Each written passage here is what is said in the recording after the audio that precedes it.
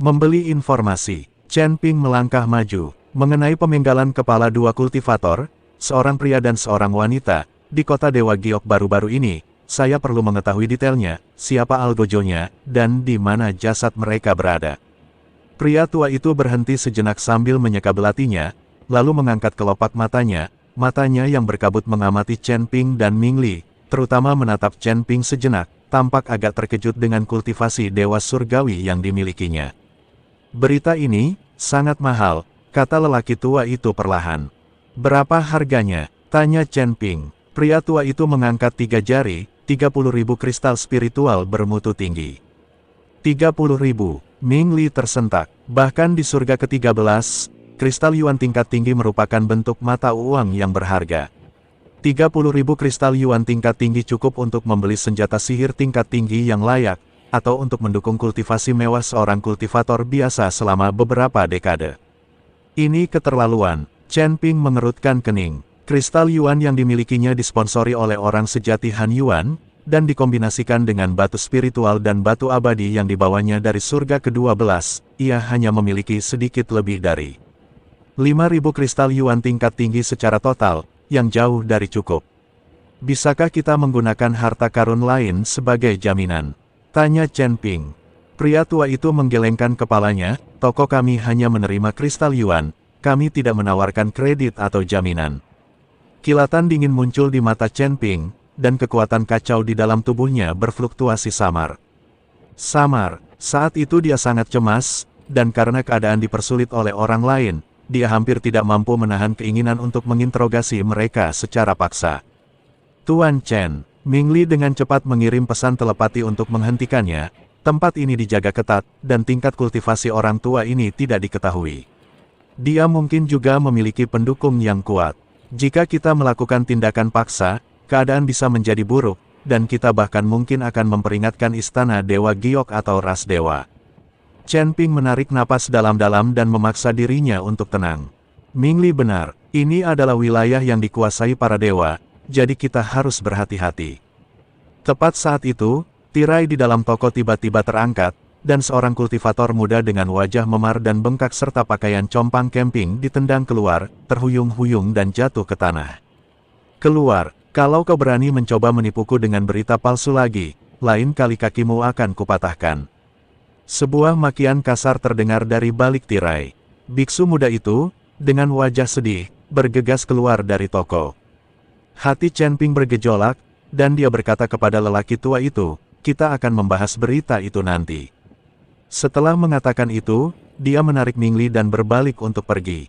Keduanya dengan cepat menyusul kultivator muda yang telah pingsan dan menghentikannya di sudut gang. Kultivator muda itu terkejut dan memandang Chen Ping dan Ming Li dengan waspada. Apa yang kalian inginkan? Aku tidak punya uang. Saudaraku Tao, jangan khawatir. Chen Ping mencoba melunakkan nada bicaranya dan mengeluarkan sebuah tas kecil berisi kristal yuan, yang berisi sekitar beberapa lusin kristal yuan kelas menengah. Kami hanya ingin menanyakan sesuatu kepada Anda, dan ini adalah hadiah kami. Saat melihat kristal yuan, mata kultivator muda itu berbinar, tetapi dia segera melihat sekeliling dengan waspada dan merendahkan suaranya, ini bukan tempat untuk berbicara. Ikutlah denganku. Dia memimpin Chen Ping dan pria lainnya melewati labirin berkelok-kelok hingga mereka tiba di sebuah gubuk terbengkalai yang lebih bobrok dan hampir roboh. Apa yang ingin kalian berdua tanyakan? Kultivator muda itu menutup pintu dan bertanya dengan penuh harap, matanya sering melirik kantung kristal yuan di tangan Chen Ping. Apa yang kau ketahui tentang penenggalan kepala dua kultivator, seorang pria dan seorang wanita, baru-baru ini di kota Dewa Giok? Tanya Chen Ping langsung. Wajah kultivator muda itu langsung pucat pasi, dan dia menggelengkan kepalanya berulang kali, aku tidak tahu. Aku tidak tahu apa-apa, ini adalah sesuatu yang tidak bisa kau tanyakan, atau kau akan kehilangan kepalamu. Chen Ping menyerahkan kantong kristal yuan kepadanya, asalkan kau memberitahuku, ini milikmu. Dan kami jamin kami tidak akan pernah mengungkapkan bahwa kau yang memberitahu kami. Kultivator muda itu menatap Yuan Jing, matanya dipenuhi dengan pergumulan yang lebih besar. Dia jelas membutuhkan uang itu, tetapi lebih takut lagi jika sampai terlibat masalah. Chen Ping malah memperkeruh keadaan, kami hanya ingin mengetahui garis besarnya, seperti lokasi eksekusinya. Itu seharusnya tidak dianggap sebagai rahasia besar, kan? Begitu kami mengetahui lokasinya, kami akan mencari cara untuk menyelidikinya sendiri. Kultivator muda itu menggertakkan giginya, meraih kantung kristal Yuan, dan berkata dengan suara cepat, eksekusi akan berlangsung di lereng jiwa jatuh, 300 mil di sebelah timur kota. Di sanalah istana Dewa Giok menangani penjahat kelas berat, tempat itu sangat menyeramkan. Konon katanya jiwa-jiwa orang yang terbunuh di sana di penjara, takkan pernah bereinkarnasi. Hanya itu yang kutahu, aku benar-benar tidak tahu apa-apa lagi. Kumohon berhenti bertanya. Setelah mengatakan itu, dia membukakan pintu dengan kasar seperti kelinci yang terkejut dan lari tanpa menoleh ke belakang. Lereng yang menghancurkan jiwa, penjara jiwa. Saat Chen Ping merenungkan kata-kata ini, kegelisahannya semakin kuat. Musa senior dan istrinya sangat terampil dalam bercocok tanam. Jika itu hanya pemenggalan kepala biasa, mereka mungkin masih memiliki peluang untuk bertahan hidup dengan metode mereka. Namun di tempat berbahaya seperti itu yang secara khusus menargetkan jiwa. Tuan Chen, apa yang harus kita lakukan sekarang? Tanya Ming Li. Ayo kita pergi ke Valen Sol Slope. Chen Ping menyatakan dengan tegas, entah mereka hidup atau mati, aku akan menemukan jejak mereka. Tanpa menunda lebih lama, keduanya segera meninggalkan kota dan melaju kencang ke arah timur. 300 mil hanyalah jarak yang pendek bagi mereka. Ketika Chen Ping melihat tempat yang dikenal sebagai lereng jiwa yang jatuh, hatinya merasa sedih. Itu adalah area dataran rendah yang landai di antara dua gunung tandus. Luasnya tidak besar, tetapi dipenuhi aura yang mencekam, menyeramkan, dan mematikan. Lereng bukit itu diselimuti lapisan kabut abu-abu sepanjang tahun, sehingga sulit bagi sinar matahari untuk menembus. Tanahnya tandus, dan warnanya merah gelap yang suram, seolah-olah telah ternoda darah berkali. Di udara, samar-samar terdengar ratapan dan kutukan yang tak terhitung jumlahnya, tangisan yang tak berdaya dari jiwa-jiwa yang telah binasa di sini selama bertahun-tahun dan yang jiwanya terpenjara. Di tengah lereng itu berdiri beberapa pilar batu hitam berlumuran darah, dengan rantai tebal berukir rune melilit di sekelilingnya. Tempat itu jelas merupakan lokasi eksekusi. Chen Ping menekan gejolak emosi dan amarah di hatinya lalu mendarat di lereng. Tanah di bawah kakiku terasa lembut dan lengket, seolah-olah aku sedang menginjak daging yang membusuk. Ratapan hantu yang selalu hadir menjadi semakin jelas, menusuk jiwanya seperti jarum, tetapi dengan mudah diblokir oleh kekuatan kekacauan. Dia berjalan mendekat ke pilar-pilar batu hitam dan memeriksanya dengan cermat. Selain noda darah lama, terdapat juga banyak bekas luka baru di pilar batu tersebut. Terdapat bekas seret di tanah, bekas hangus dari mantra, dan beberapa potong pakaian yang rusak dan tidak biasa. Chen Ping mengambil sepotong kain. Kain itu ditenun dari sutra ulat sutra yang sangat kuat yang dicampur dengan sejenis sutra spiritual berelemen es, dan masih mempertahankan aura yang samar namun murni. Aura ini agak mirip dengan aura magis yang lembut, tenang, dan damai yang terpancar dari senior Musa, tetapi juga tampak lebih lemah dan lebih kacau. Fragmen lainnya membawa energi seperti kayu yang lembut, tenang, dan bersemangat, yang sesuai dengan perasaan yang dipancarkan oleh istri Musa. Itu mereka, benar-benar mereka. Tangan Chen Ping yang memegang pecahan-pecahan itu sedikit bergetar, kukunya hampir menusuk telapak tangannya. Meskipun dia memiliki firasat, ketika akhirnya dia memastikannya, rasa sakit yang luar biasa dan amarah yang meluap-luap hampir menguasainya. Senior Musa, orang yang ia selamatkan di tangga surgawi, yang muncul di saat genting di surga ke-12, membimbingnya ke gua pemurni Ki kuno dan mengungkapkan rahasia alam surgawi, seorang senior yang lembut dan tak terduga, dan istrinya, yang baru saja dibangkitkan dan penuh harapan untuk masa depan. Kejadian itu benar-benar terjadi di lereng jiwa yang jatuh yang kotor dan menyeramkan ini. Di mana mayatnya? Mengapa tidak ada mayat? Setelah mengamati sekeliling dengan saksama, Ming Li bertanya dengan bingung. Sekalipun seseorang dipenggal kepalanya, tubuhnya tetap harus ditinggalkan. Sekalipun sudah ditangani, seharusnya masih ada jejak yang tersisa. Chen Ping memaksakan diri untuk tenang, dan menyebarkan indera ilahinya, memindai seluruh lereng jiwa yang jatuh inci demi inci. Tak lama kemudian, ia menemukan fluktuasi spasial yang sangat halus di bawah dasar pilar batu. Fluktuasi ini disamarkan oleh aura kematian dan kebencian yang pekat. Seandainya dia tidak memiliki indera yang tajam dan kekuatan kekacauan, dia hampir tidak akan mampu mendeteksinya. Ada sesuatu di bawah sana, Chen Ping berkata dengan suara berat, sambil mengacungkan jarinya seperti pedang, mengumpulkan kekuatan yang kacau, dan dengan lembut menebas ke arah dasar. Asteris mendesis. Asteris. Dasar batu hitam yang kokoh itu mudah dipotong, memperlihatkan sebuah lubang dalam dan sempit yang memanjang ke bawah, sehingga hanya satu orang yang dapat melewatinya dalam satu waktu. Aura kematian dan kebencian yang lebih pekat dan murni, bercampur dengan sedikit kekuatan spasial yang aneh, menyembur keluar dari gua. Tepi pintu masuk gua dilengkapi dengan sistem penyembunyian dan penyegelan yang sangat canggih. Jika Chen Ping tidak mendobraknya dengan kekuatan kekacauan, para kultivator biasa tidak akan pernah bisa menemukannya. Apakah ini lorong yang menuju ke bawah tanah? Atau pintu masuk ke semacam ruang? Tanya Ming Li, dipenuhi keraguan dan kejutan.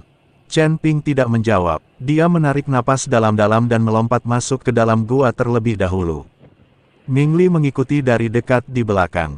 Gua tersebut tidak mengarah vertikal ke bawah, melainkan berupa lorong sempit dan miring dengan dinding yang halus, seolah-olah telah terkikis oleh suatu kekuatan selama periode waktu yang lama. Semakin dalam Anda menyelami, semakin berat aura kematian dan kebencian yang terasa, dan semakin jelas fluktuasi spasial yang aneh itu. Setelah turun sekitar 100 kaki, pemandangan tiba-tiba terbuka, memperlihatkan ruang bawah tanah yang sangat luas. Di tengah ruangan terdapat genangan darah berbentuk lingkaran, dengan diameter sekitar 10 kaki. Cairan dalam genangan darah itu kental seperti pasta, berwarna merah gelap, terus-menerus bergelembung, dan mengeluarkan bau busuk yang menjijikkan serta kebencian yang luar biasa. Di atas genangan darah, tak terhitung banyaknya bintik-bintik cahaya abu putih yang samar dan terdistorsi melayang, yang merupakan pecahan jiwa-jiwa ilahi yang dipenjara di sini, tak mampu terlahir kembali. Mereka berjuang dan meratap dalam diam, memancarkan rasa sakit dan keputusasaan yang tak berujung. Di atas genangan darah, di kubah ruangan itu, terdapat kristal berbentuk belah ketupat berwarna abu putih yang terus berputar seukuran kepalan tangan. Kristal itu memancarkan aura yang kaya akan hukum reinkarnasi, yang berasal dari sumber yang sama dengan gerbang reinkarnasi yang sebelumnya dikendalikan oleh Ming Li, tetapi lebih murni dan lebih kuat. Kristal inilah, dikombinasikan dengan medan unik dari Blood Pool dan Valen Soul Slope, yang membentuk susunan pemurnian jiwa yang menakutkan, yang terus-menerus mengekstrak, memurnikan, dan memenjarakan jiwa-jiwa mereka yang mati di sini. Tatapan Chen Ping tertuju pada tepi genangan darah itu. Di sana, tergeletak sisa-sisa pakaian dan barang-barang yang berserakan. Sebuah pedang panjang kuno yang patah. Itu adalah sesuatu yang selalu dibawa oleh senior Musa. Jepit rambut giok yang hangat dan berkilau, yang masih menyimpan jejak aura roh kayu yang lembut, adalah milik istri Musa. Ada juga beberapa barang dan pakaian lain, semuanya memiliki aroma khas Musa dan suaminya. Namun, tidak ditemukan jenazah. Mayat itu dilemparkan ke dalam kolam darah untuk dimurnikan. Suara Ming Li terdengar datar. Chen Ping tidak menjawab, lah berjalan selangkah demi selangkah menuju tepi genangan darah. Dengan setiap langkahnya, niat membunuhnya semakin kuat, dan aura kacau di sekitarnya melonjak tak terkendali, memusnahkan semua energi kematian dan kebencian yang mendekat. Dia membungkuk dan mengambil potongan pedang panjang yang patah itu. Pada pedang yang patah itu, jejak samar terakhir dari kehendak ilahi Musa tersisa, menyampaikan ekspresi singkat, marah, kesal, dan khawatir untuk istrinya di saat-saat terakhirnya, sebelum tiba-tiba berakhir. Chen Ping mendongak ke langit dan mengeluarkan raungan yang ditahan sekeras-kerasnya, seperti binatang buas yang terluka. Kemarahan yang tak terbatas, kesedihan, rasa menyalahkan diri sendiri, dan niat membunuh meletus di dadanya seperti gunung berapi. Matanya langsung berubah merah darah, dan aura kacau di sekitarnya melonjak dengan hebat. Udara berkabut menyapu seluruh ruang bawah tanah, menyebabkan genangan darah bergolak hebat. Ras ilahi, istana abadi giok, luar biasa, sangat bagus. Suara Chen Ping sedingin es di neraka terdalam, dan setiap kata seolah mengandung kebencian yang mendalam dan sumpah darah. Ini, senior Musa, aku, Chen Ping, bersumpah tidak akan tenang sampai aku membalas penghinaan. Aku ingin kota abadi giok ini hancur total, tak menyisakan seekor ayam atau anjing pun yang hidup. Aku ingin benua abadi biru Nether ini hancur total, dan semua antek ras dewa terkubur bersamamu. Niat membunuh yang dahsyat melonjak ke langit, bahkan menembus tanah dan membentuk pusaran abu-abu berisi niat membunuh di atas lereng jiwa yang jatuh. Ming Li menyaksikan dengan ngeri. Dia belum pernah melihat Chen Ping begitu kehilangan kendali, begitu marah. Niat membunuh yang mengerikan itu bahkan membuat dirinya, seorang dewa tingkat atas tingkat 5, merasa merinding. Dia tahu bahwa Chen Ping benar-benar marah kali ini. Benua abadi Azure Netherworld kemungkinan akan dilanda pertumpahan darah yang belum pernah terjadi sebelumnya. Dan semua ini baru permulaan.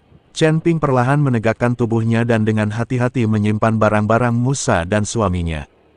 Warna merah padam di matanya perlahan memudar, tetapi rasa dingin dan niat membunuhnya justru semakin dalam dan menjadi lebih menakutkan. Ming Li, suaranya tenang, namun mengandung perintah yang tak terbantahkan. Ya, jawab Ming Li dengan cepat. Memeriksa, Chen Ping berkata perlahan dan hati-hati, gunakan semua cara yang kau miliki untuk mencari tahu siapa dari Istana Dewa Giok yang melakukan eksekusi hari itu, dan siapa yang memberi perintah. Apa hubungan mereka dengan para dewa? Temukan semua yang terlibat, tanpa melewatkan satu pun. Baik, Ming Li dengan sungguh-sungguh menerima perintah itu. Dia tahu bahwa Chen Ping saat ini seperti gunung berapi yang akan meletus. Hal berbahaya ini harus dihilangkan. Chen Ping menatap lorong rahasia di hadapannya, matanya dipenuhi niat membunuh. Pak Chen, sebaiknya kita tidak menyentuh tempat ini, kalau tidak akan segera diketahui. Untuk mengetahui identitas orang yang dipenggal dan yang memberi perintah, kita perlu bersatu dengan kekuatan lain. Ming Li mencoba membujuk Chen Ping. Chen Ping perlahan-lahan kembali tenang, menyadari bahwa amarahnya tidak ada gunanya. Kekuatan apa yang sedang kau hubungi? Tanya Chen Ping. Sekarang benua abadi Qingning telah menjadi seperti ini, semua orang dalam bahaya, dan tidak mungkin tidak ada yang diam-diam memberontak. Jika kita menemukan organisasi perlawanan dan bersatu dengan mereka untuk membantu kita mengumpulkan informasi, bukankah itu akan 2 kali lebih efektif? Kata Ming Li, benar, kalau begitu mari kita cari anak yang menjual informasi itu. Chen Ping tahu bahwa untuk menghubungi kekuatan semacam ini, mereka membutuhkan perantara, jika tidak, mereka tidak akan memiliki kesempatan untuk bertemu dengan pihak lain. Dan anak yang berani menjual informasi palsu di pavilion Xiwen itu adalah pilihan yang tepat. Chen Ping dan Ming Li kembali ke gang gelap di distrik barat kota Dewa Giok dan menemukan gubuk yang terbengkalai. Kultivator muda itu bersembunyi di dalam rumah sambil menghitung kristal Yuan miliknya ketika ia melihat keduanya kembali, sangat ketakutan hingga hampir menumpahkan kristal Yuan ke seluruh lantai. Kalian berdua siswa senior, hanya itu yang saya tahu. Tidak ada gunanya bertanya lebih banyak lagi. Dia berkata dengan gemetar. Chen Ping tidak mengatakan apapun, tetapi hanya mengeluarkan tas kain yang lebih besar dan meletakkannya di tanah. Tas itu sedikit terbuka, memperlihatkan setidaknya 500 kristal unsur berkualitas tinggi dan beberapa botol pil penyembuhan dan pengembangan diri yang sangat baik. Mata biksu muda itu langsung membelalak, dan napasnya menjadi cepat.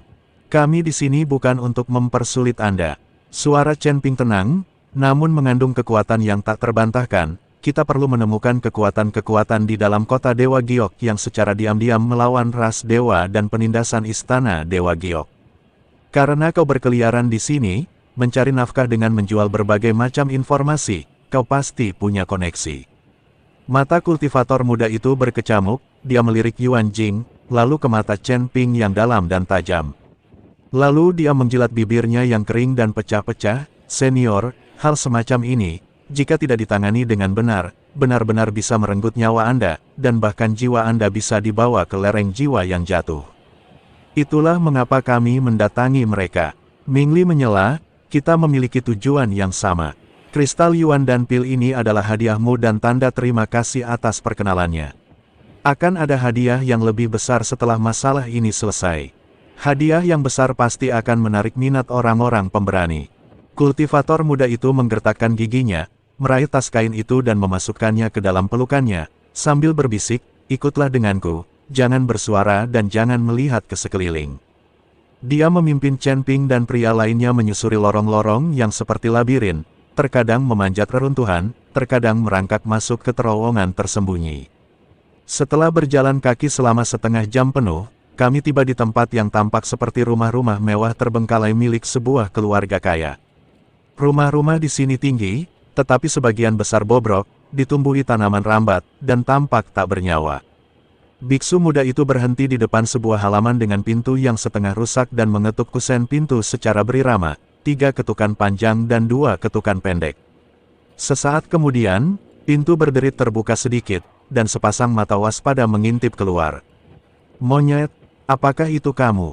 Siapa mereka?" Sebuah suara berat terdengar dari balik pintu. "Saudara Leopard, ini seseorang yang kutemukan dan ingin bergabung dengan kita. Dia punya beberapa orang tangguh."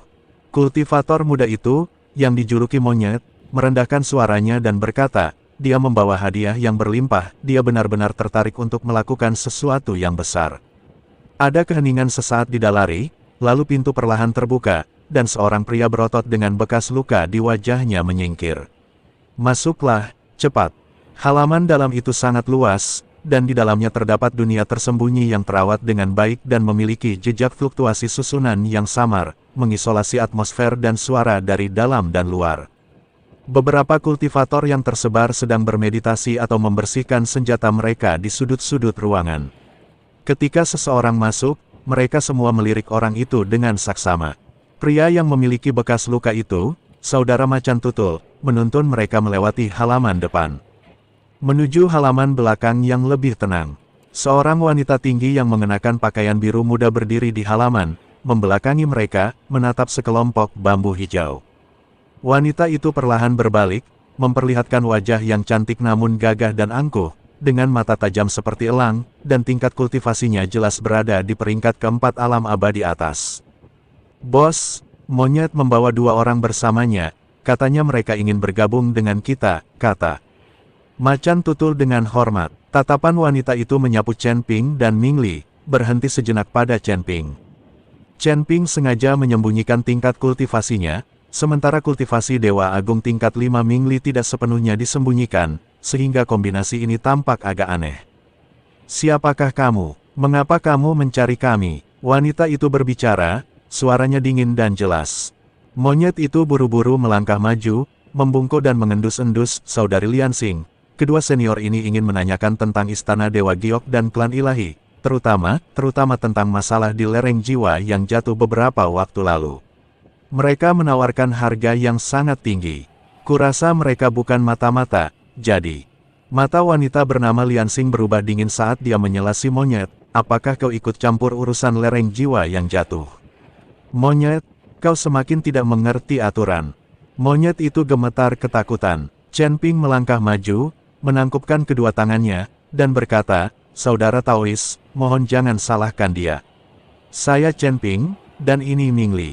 Kami menanyakan tentang lereng jiwa yang jatuh karena 2 orang yang dipenggal kepalanya kemungkinan adalah teman lama saya. Permusuhan ini tidak dapat didamaikan. Tidak ada jalan kembali bagi saya, Istana Abadi Giok, dan ras dewa di baliknya. Saya mendengar bahwa ada orang-orang yang berpikiran sama di sini, jadi saya datang untuk mengunjungi mereka. Saya di sini bukan untuk memata-matai, tetapi hanya untuk bekerja sama." Liansing menatap Chen Ping, seolah mencoba memahami kebenaran dari tatapan matanya. Tatapan Chen Ping tenang, dan meskipun dia berusaha sekuat tenaga untuk menekan kesedihan mendalam dan niat membunuh yang dingin, sedikit jejaknya masih lolos, membuat Liansing, yang telah mengalami pertempuran hidup dan mati, merasa sedikit merinding. "Kata-kata bukanlah bukti," Liansing berkata dengan tenang, "siapa tahu kau adalah umpan yang dikirim oleh Istana Dewa Giok untuk memancing kami keluar. Kami telah kehilangan cukup banyak saudara akhir-akhir ini. Kita bisa membuat nazar kepada surga," kata Ming Li. "Sumpah kepada surga." Bibir Liansing melengkung membentuk senyum mengejek. Di benua abadi Qingming, tempat pengaruh para dewa semakin dalam, masih belum diketahui apakah Dao Surgawi masih seadil sebelumnya. Terlebih lagi, ada celah dalam sumpah. Chen Ping sedikit mengerutkan kening, "Lalu apa yang dibutuhkan agar kau percaya padaku, sesama penganut Tao?" Liansing berbalik dan memandang ke arah rumpun bambu yang rimbun, "Ikutlah denganku, mari kita cari tempat yang aman untuk berbicara." La berjalan lebih dulu menuju hutan bambu. Chen Ping dan Ming Li saling bertukar pandang lalu mengikutinya. Monyet itu ingin mengikuti, tetapi dihentikan oleh tatapan mata macan tutul. Hutan bambu itu tampak biasa saja, tetapi begitu Chen Ping melangkah masuk, dia langsung merasakan ruangnya sedikit terdistorsi dan arah aliran energi spiritual menjadi tidak biasa. Setelah berjalan sekitar 10 langkah, sosok Liansing di depan mereka tiba-tiba menjadi buram dan menghilang begitu saja. Pada saat yang sama, bambu-bambu hijau di sekitarnya bergerak tanpa angin, dedaunan mereka berdesir, dan seketika menjadi begitu lebat sehingga menutupi langit, seolah-olah telah berubah menjadi sangkar hijau raksasa. Sebuah kekuatan pengikat yang dahsyat muncul dari segala arah, dan garis-garis pola susunan berwarna cian muncul dari tanah, seperti tanaman merambat yang hidup, melilit kaki Chen Ping dan Ming Li.